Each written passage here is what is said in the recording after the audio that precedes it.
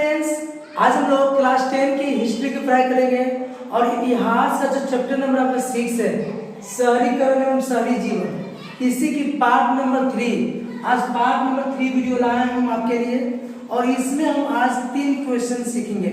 पहला क्वेश्चन आपका है पेरिस का ऑस्मानीकरण।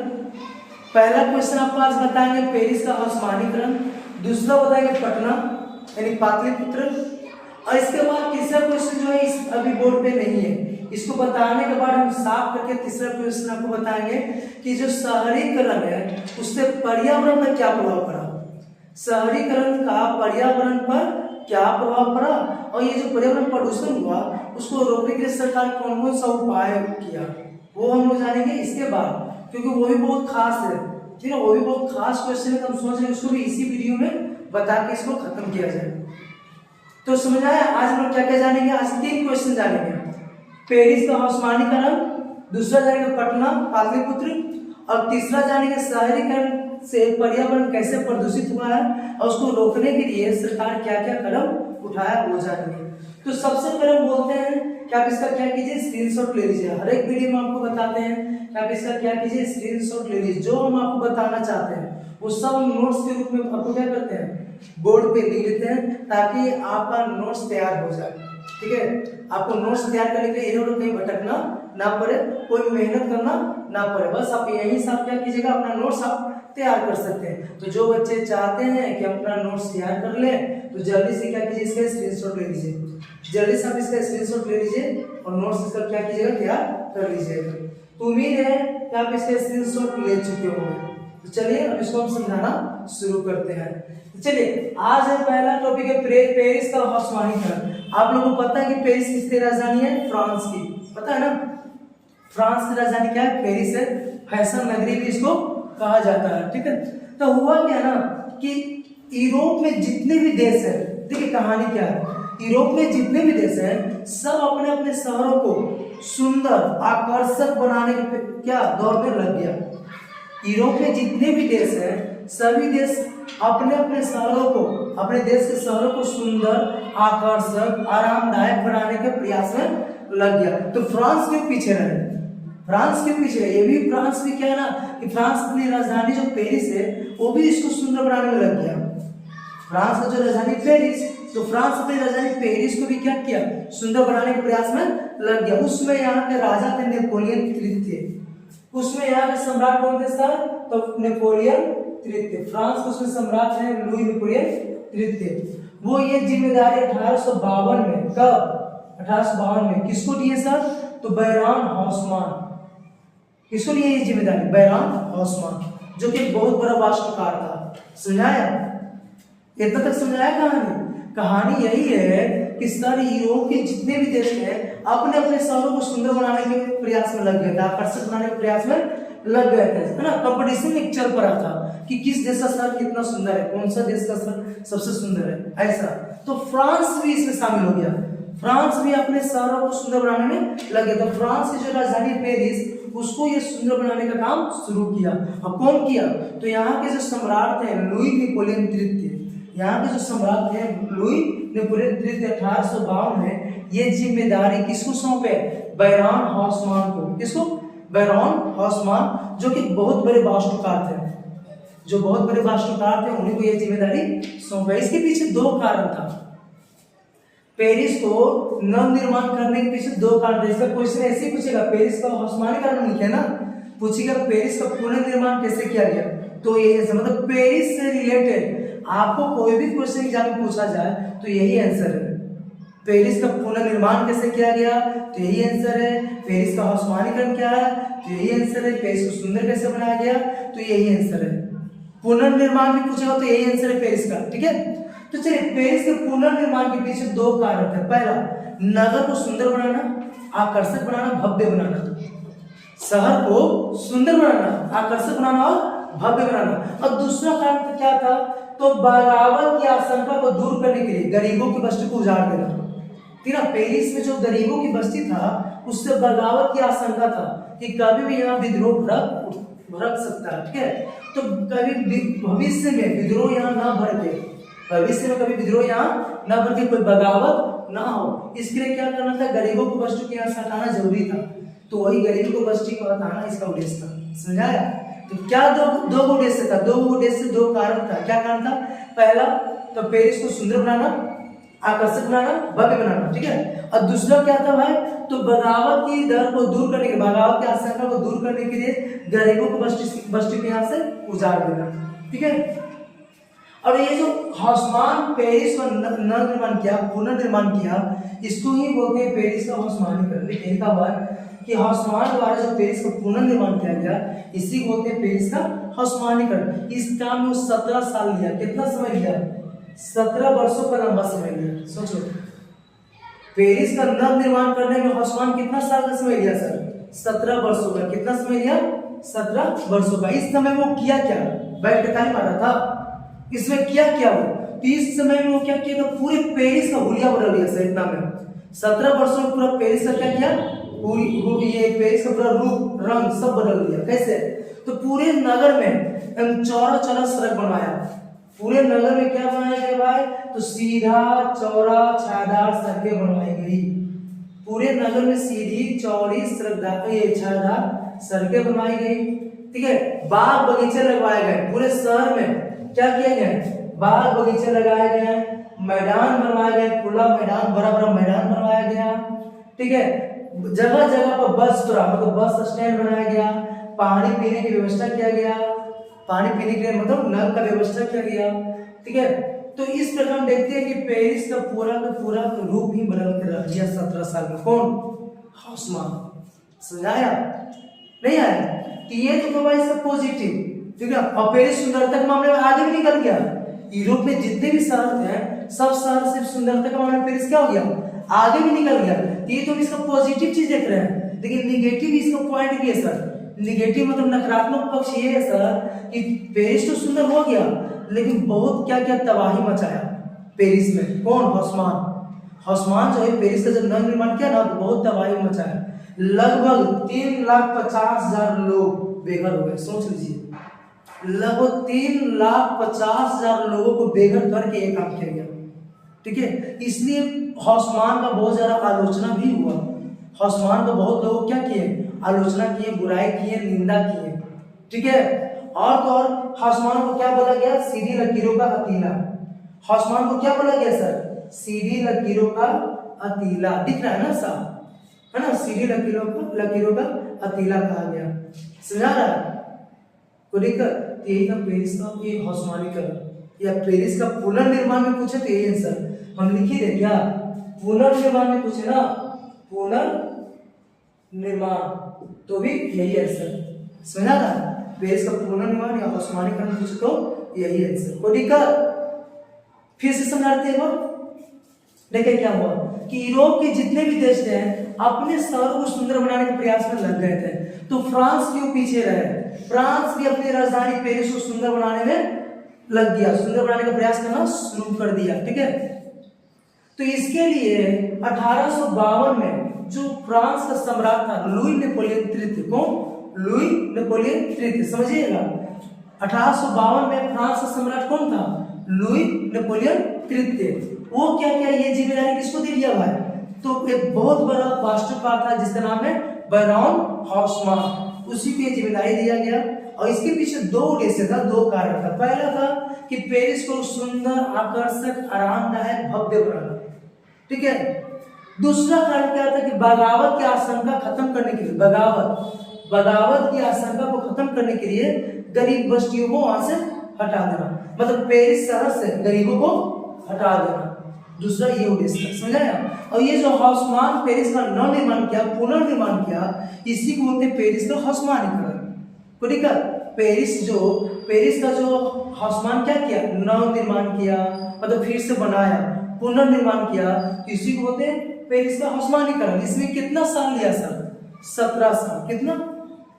17 साल। 17 साल के समय में क्या किया, तो पूरे पेरिस में क्या किया गया, लंबा चौड़ा, है ना, छायादार सीधी सड़कें बनाई गई, एकदम चौड़ा छायादार सीधी सड़कें बनवा दी गई, है ना। जगह जगह पर बस पड़ा, मतलब बस स्टैंड बनवाया गया। पानी पीने के लिए क्या, नल लगवाया गया, जगह जगह पर पानी पीने के लिए नल लगवाया गया। इतना ही नहीं, बाग बगीचे लगवाए गए, खुले बड़े बड़े खुले मैदान बनवाए गए। ठीक है, तो इस प्रकार हम देखते हैं कि पेरिस का पूरा हुलिया ही बदल के रख दिया 17 सालों में। कौन? हॉसमान, है ना। पेरिस जो है यूरोप में जितने भी शहर थे सुंदरता के मामले में सबसे आगे निकल गया। ठीक है, तो ये तो हुआ पेरिस पर सकारात्मक प्रभाव। देखिए इसका नकारात्मक प्रभाव भी बड़ा निगेटिव पॉइंट भी है। क्या है भाई? तो ये जो पेरिस का नवनिर्माण किया गया, पुनर्निर्माण किया गया, तो समझिए कि पेरिस में क्या किया गया? तबाही मचा दिया गया। लगभग 3,50,000 लोग को बेघर कर दिया गया। इस हॉसमान का बहुत ज्यादा आलोचना हुआ, बहुत लोग निंदा किए, बुराई किए, है ना। और इसको बोला गया सीधी लकीरों का हीरा। तो यही था पेरिस का हौसमानीकरण, पेरिस का नवनिर्माण, पेरिस का पुनर्निर्माण को लेकर। चलिए अगला है पटना, अपना शहर पटना, है ना। तो पटना के बारे में हमको जानना है, पटना का कैसे विकास हुआ, किन किन नामों से जाना जाता है ना, कैसे कैसे ये विकास होता गया। तो देखिए वर्तमान बिहार की राजधानी पटना है सर, ये तो पता है आपको। वर्तमान बिहार की राजधानी पटना जो है प्राचीन काल में कई नामों से जाना जाता था। पटना का बहुत सारा नाम था सर। पहले क्या क्या नाम था सर? तो पाटलिपुत्र, है ना, या पाटलीग्राम भी बोलते हैं, कुसुमपुर, पुष्पपुर और अजीमाबाद। समझाया?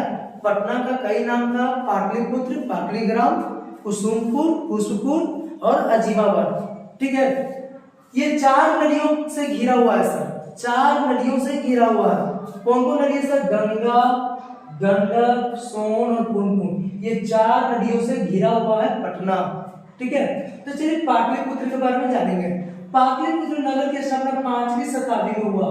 पाटलिपुत्र नगर की स्थापना 5वीं शताब्दी में हुआ क्या ना कि पाटलिपुत्र पहले एक बहुत बड़ा गांव था, बहुत बड़ा ग्राम था, जो कहलाता था पाटलीग्राम। क्या कहलाता था? पाटलीग्राम को लेकर। लेकिन 457 ईसा पूर्व में, 457 ईसा पूर्व में अजात शत्रु का बेटा, देखिए जिक्के से बहुत है, जो जो जिक्के है उसको गोल कर देते हैं। अजात शत्रु का जो बेटा था, है ना, उडाई, अजात शत्रु का पुत्र, नाम यहाँ नहीं लिखे सर, लिख देते हैं। बेटा का नाम है उडाई। क्या नाम है? यहाँ लिख दीजिएगा, पुत्र उडाई। अजात शत्रु का बेटा कौन था सर? उडाई। यहाँ लिखना भूल गए, यहाँ लिख दे रहे हैं। अजात शत्रु का जो बेटा का पुत्र था उडाई, वही मगध की राजधानी राजगिरी, जो राजगिरी के नाम से जाना जाता है ना। पहले इसका गिरिब्रज भी नाम था, पहले इसका नाम गिरिब्रज भी था। ठीक है, तो राजगीर से इसका राजधानी कहां कर दिया गया? पटना, पाटलिपुत्र कर दिया और पाटलिपुत्र की स्थापना किया। तो ये टॉपिक समझाया पाटलिपुत्र।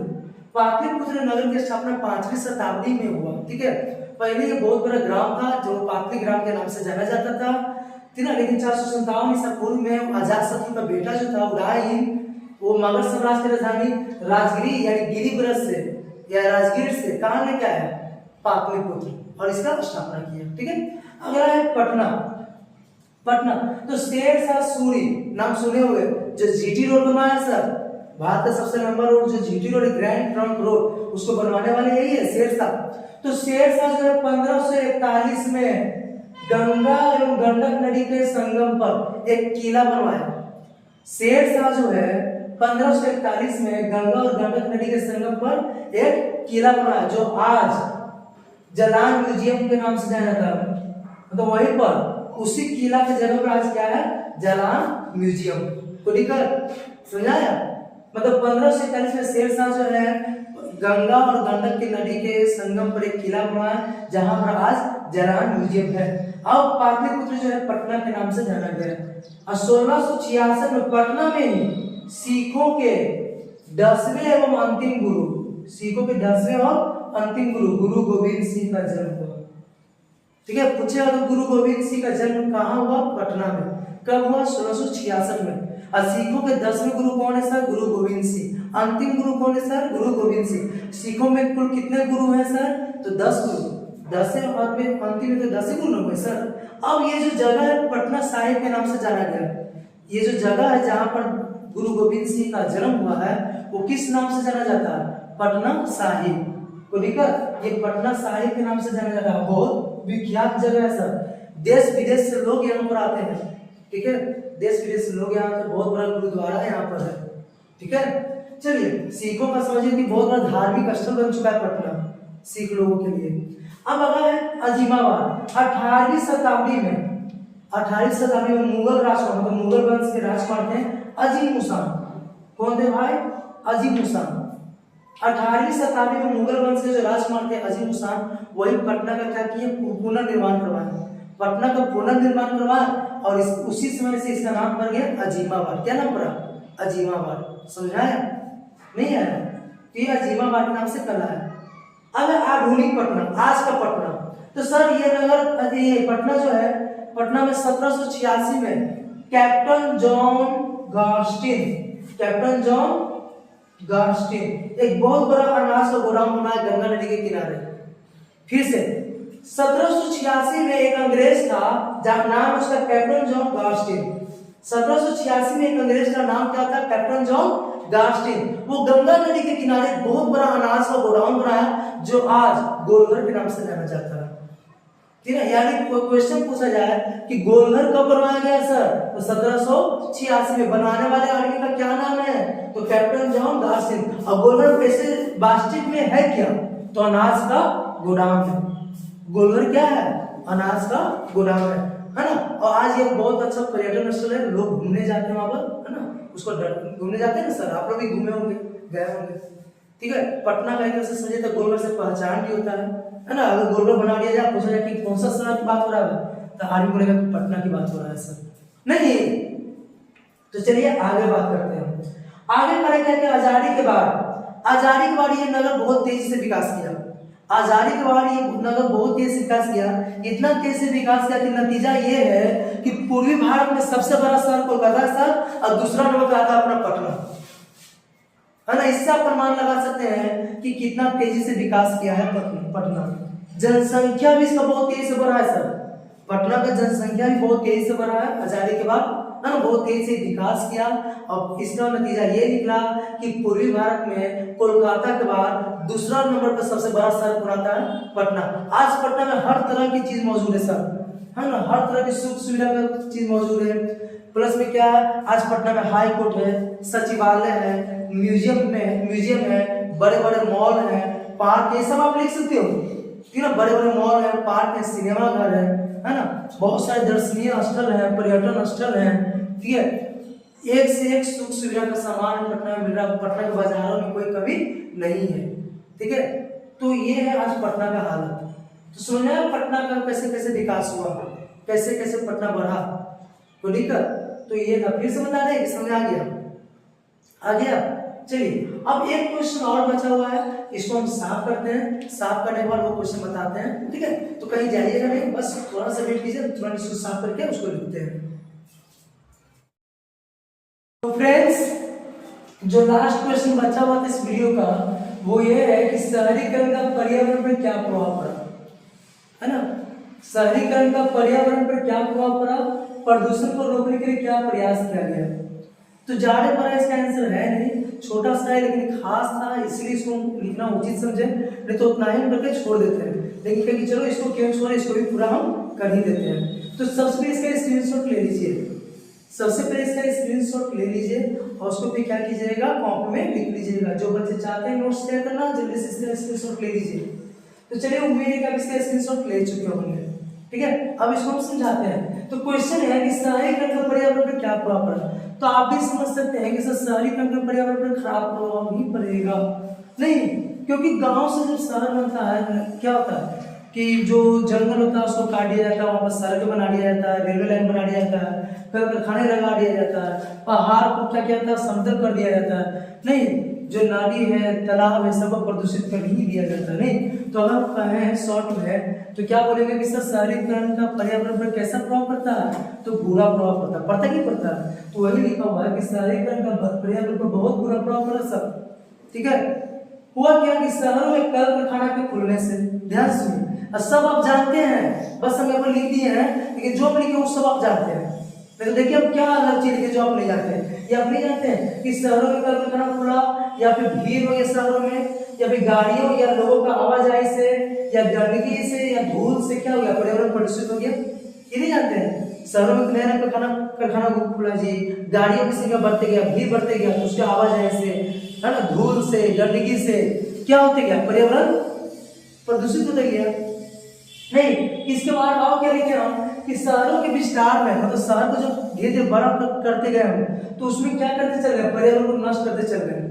जो प्राकृतिक हमारा वातावरण था, पर्यावरण, तो उसको हम क्या करते चले गए, नष्ट करते चले गए। कैसे, तो जंगल था उसको हम काट दिए, पहाड़ था उसको हम समतल कर दिए, है ना, जंगलों को काट दिए, पहाड़ को समतल कर दिए, जो झील था, तालाब, तो उसको भर के, है ना, वहां पर फैक्ट्री खड़ा कर दिया, शहर खड़ा कर दिया।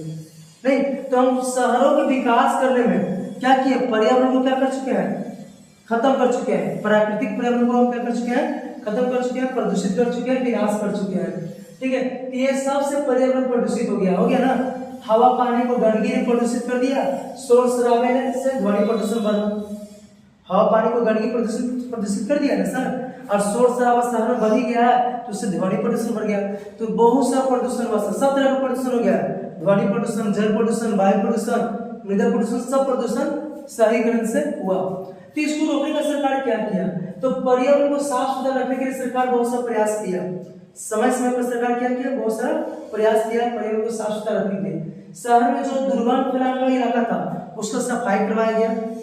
शहर में जो दुर्गंध फैलाने वाला इलाका था, मतलब गंदे जो इलाका था, गंदे इलाका, उसको क्या करवाया गया, साफ सफाई करवाया गया।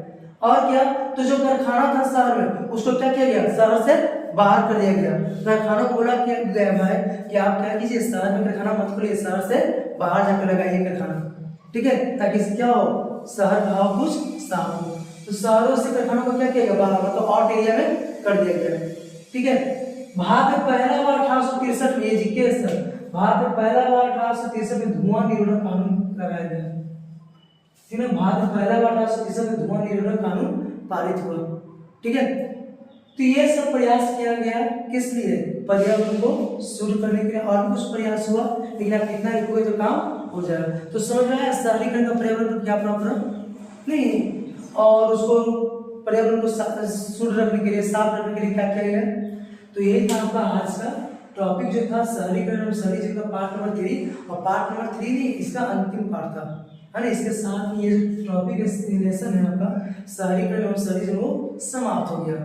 ठीक, तो हम हर बार बोलते हैं कि क्या करना है आपको, हर एक वीडियो का क्या करना, पार्ट बाय पार्ट आप वीडियो को क्या कीजिए, वीडियो देखिए और उसका स्क्रीनशॉट लेते रहिए, स्क्रीनशॉट लेकर कॉपी में लिखते रहिए। ठीक है ना, इससे आपका नोट्स तैयार हो जाएगा। देखिए, जो बच्चे मेरे वीडियो को, प्रत्येक वीडियो को देखते आ रहे हैं, उसका आज क्या 6 लेसन हिस्ट्री का खत्म हो गया कि नहीं हो गया। जो बच्चे मेरा प्रत्येक वीडियो को देख रहे होंगे, उसका लिख रहे होंगे वीडियो को कॉपी में अपना, उसका 6 लेसन खत्म हो गया सर, नहीं। तो उसको कहीं जाने की कोई जरूरत है, कहीं जाने की कोई जरूरत नहीं है, वो आराम से मेरा वीडियो देखकर वहां से लिख करके अपना काम कर सकते हैं। अब एग्जाम में पूरा क्वेश्चन करवाने की गारंटी मेरा है कि पूरा का पूरा क्वेश्चन आपको मेरे वीडियो से आ जाएगा। तो चलिए आज इतना ही रख लेते हैं, अब मिलते हैं अगले वीडियो में कुछ नया टॉपिक के साथ। ठीक है ना, बहुत सारा टॉपिक बचा हुआ अभी, हिस्ट्री का है, ज्योग्राफी का है, सिविक्स का है, ठीक है, मैथ का भी बहुत सारा टॉपिक है, ग्रामर का भी बहुत सारा टॉपिक है। अभी तो बहुत सारा टॉपिक में वीडियो बनाना बाकी है। ठीक है ना, तो कोई ना कोई टॉपिक वीडियो लेकर आते हैं अगले बार। आज इतना ही रख लेते हैं।